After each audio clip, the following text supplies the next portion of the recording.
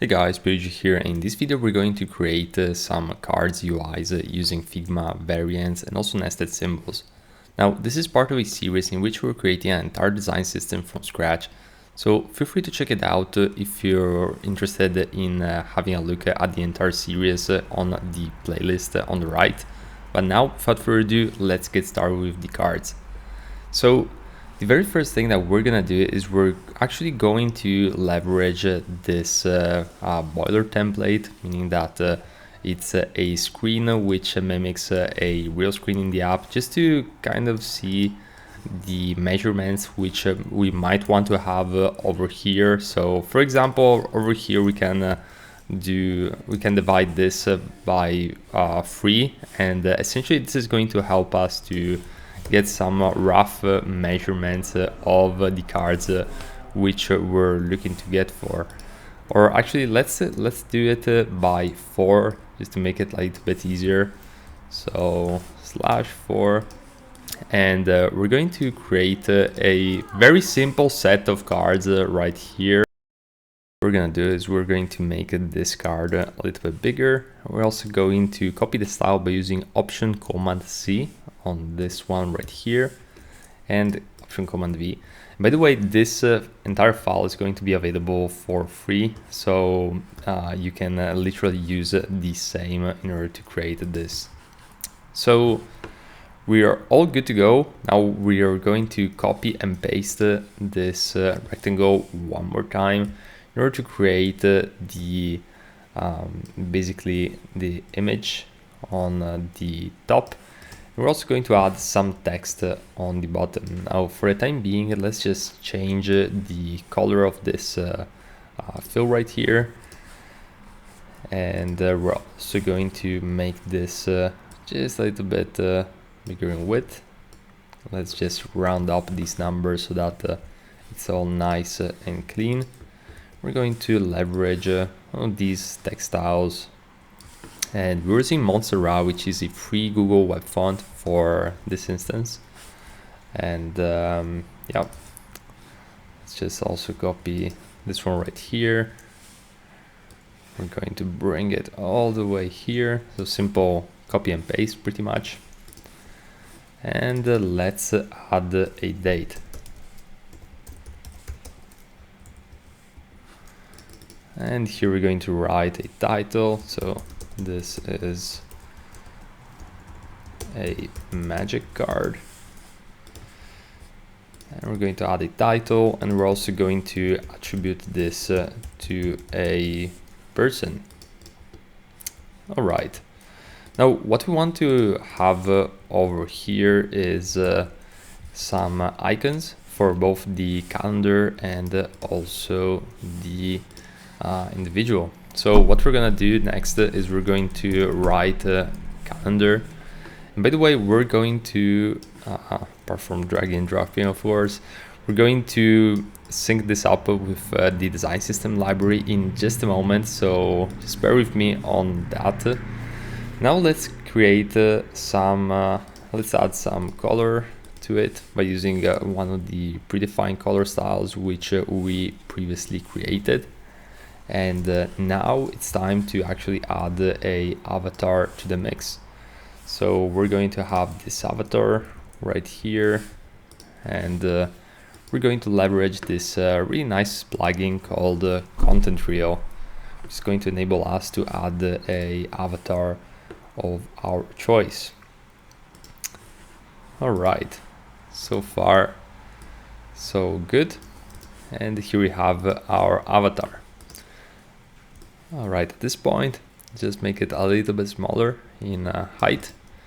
And we're also going to add some dots in order to basically give a hint of a menu item.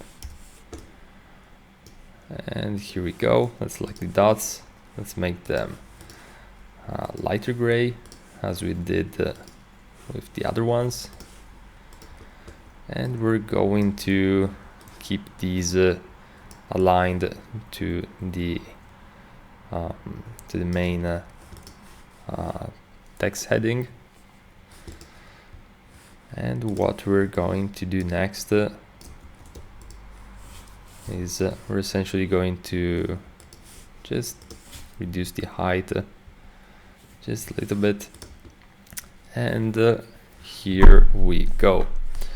All right, I'm also going to select, by the way, I'm selecting all of this since this side menu is a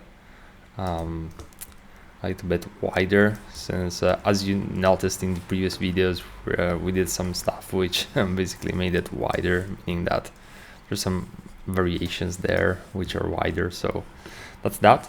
And now what we're gonna do is we're actually going to sync all of this, and I'm going to turn this into a auto layout. So this is going to be the first frame, it's going to be the second one, and in this case let's just center it out, and also in this case right here, so it's all nice and centered. And what we're gonna do afterwards is we're going to basically auto layout everything.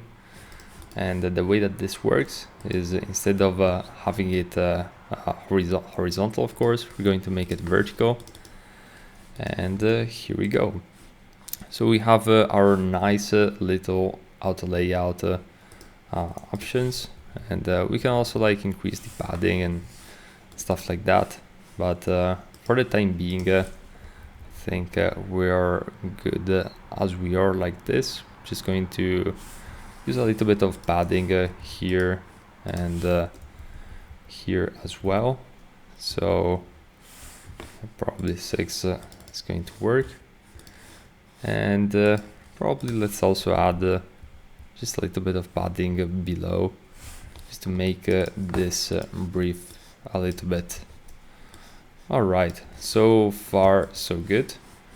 Now what we can do here is we can also set this rectangle to fill container, so that it's going to be responsive. And yeah, overall I think this is working. Now in this case we're not going to change this one right here, as it's pretty much set as it is. And what we want to do here is so what we're gonna do is we're essentially going to select this frame right here, which is the one having like the weird issues. And instead of having this set to packed, we're going to make a space between. As you can see now, as I resize, the dots are also going to follow. So we can have this really nice effect as we scale down this frame right here. So alright, so far so good. Let's rename this to background, and we are pretty much good to go. So what we're gonna do next is we're going to turn this into a component, and let's bring it right here on the very right of our canvas. All right, at this point, since we turned this into a component, as you can see from the 4 squares, you can now have the variants option. So click on add new variant. As you can see, we have this nice little variant which we can start creating and using. So we can create different versions of this very element. So let's go over here under plugins, let's search for Unsplash. So we're going to create one version with some images. So maybe let's do something which is minimal, as the name suggests here as well. So let's find a minimal icon or image, I must say, and we can literally also like crop it to fit perfectly the our card. And I can duplicate this another time I can, for example, just get rid of this. As you can see, the entire image is going to, or the entire card is going to adjust. Now, of course, the image is going to be squashed since we're going to need to adapt it and change it. But in this case, we're actually going to go ahead and add a icon. So let's skip this to a light, very light gray. This one right here is going to work. And let's go under Assets panel, and we're going to start looking for some icons. So very first one which really stands out is something like an article. This could work well since it's going to enable us to see maybe like some articles, some docs, you know, stuff like that. So yeah, that's what we're gonna do. And I'm probably going to remove the auto layout on this one, since just want to make it a little bit easier to structure this guy. And there's a way around it, but just find it easier and I can faster to just remove the auto layout in those cases. But again, if you want to do it, you can definitely do it. It's not like a technical limitation or anything. It's just a matter of personal preference on this regard. And of course, you can always keep the auto layout on the other elements. So even if the parent element doesn't have auto layout, you can definitely leverage the auto layout for inner child elements if you want to. So it's not like you absolutely have to use the auto layout everywhere. But again, it all comes down to a matter of personal preference and really figuring out what you want from that from the project, and you know, all those things. So all right, so far so good. Probably switch this one right here, and in this instance I actually want a custom icon, and I'm going to use something which is going to be different from the icons that we have here. So I'm going to use Nucleo icons, and actually let's search on the file. Yeah, these are the icons which I wanted to add into the mix. So basically I want a sketch file, and I also want a PDF, which we're going to add next. And simply going to center these guys and create a lighter version shade of this color right here. And what I'm gonna do is I'm going to change this to design file .sketch, or maybe let's just write a design.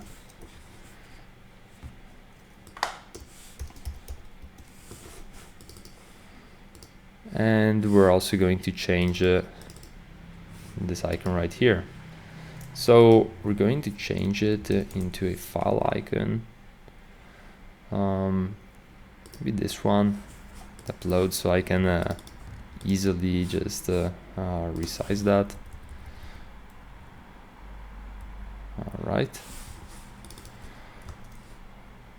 And we're good to go when it comes to that that card right there. I'm going to create another variant.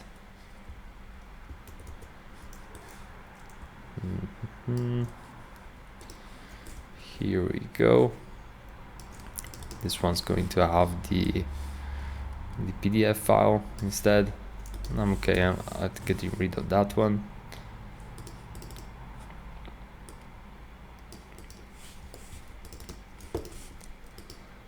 And let's center it as we did with the other ones. Let's figure out a color which can work well. And we're pretty much good to go. All right, now let's create some more variations of this, so we can have a few choices. And okay, 1 and 2, and then we're going to sync all of this using variants, so just bear with me on this. So we're going to have a PSD, and we're also going to have diff,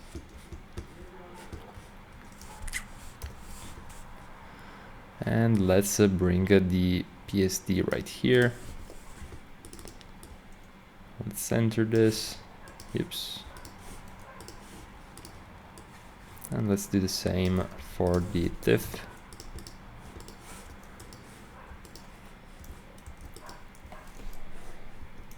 I'm simply going to make it like 12%. Same for this one. It's just going to save a little bit of time. And here we go. Let's change these ones to PDF, diff, and PSD.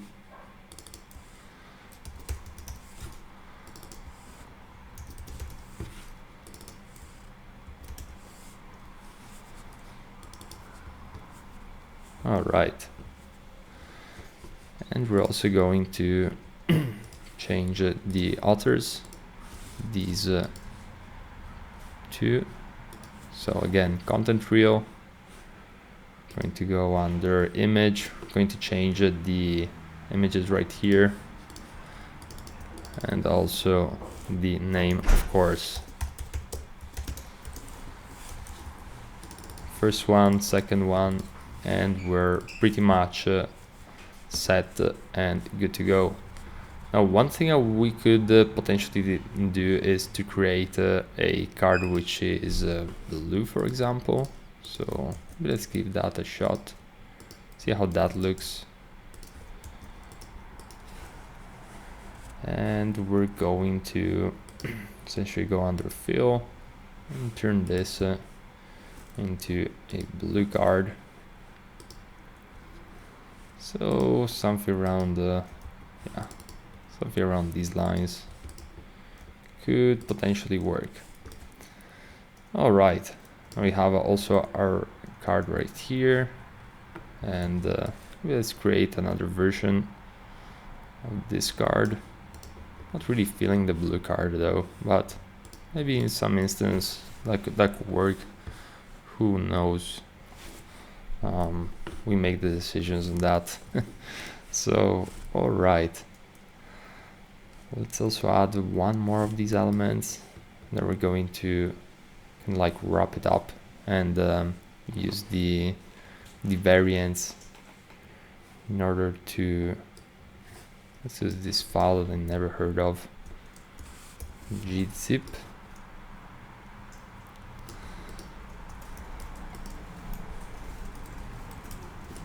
Okay, 12, that would work. And here we go. I'm actually thinking if just making like a darker version of this could work even better. Maybe something like that. All right, let's kind of wrap this up using our good old Figma variants. So cards, and let's add some text right here.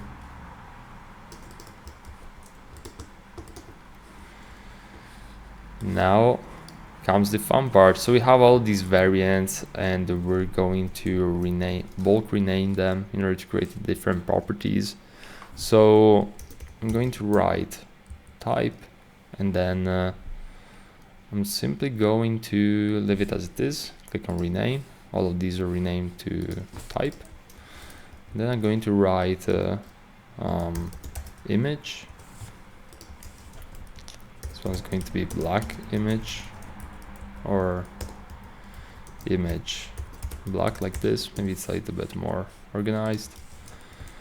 I'm going to write sketch, PDF, article, PSD,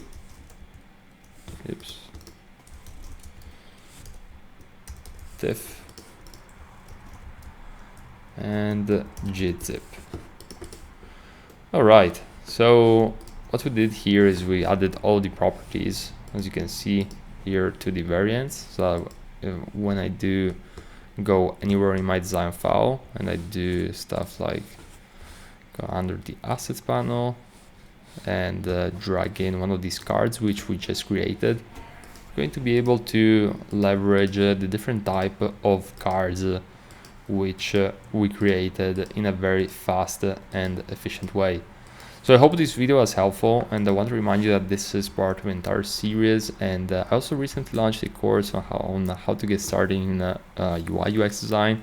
So if you're interested in that topic, feel free to check out the free course in a link in the description. Now without further ado, I'm going to leave you until the next video. Bye bye.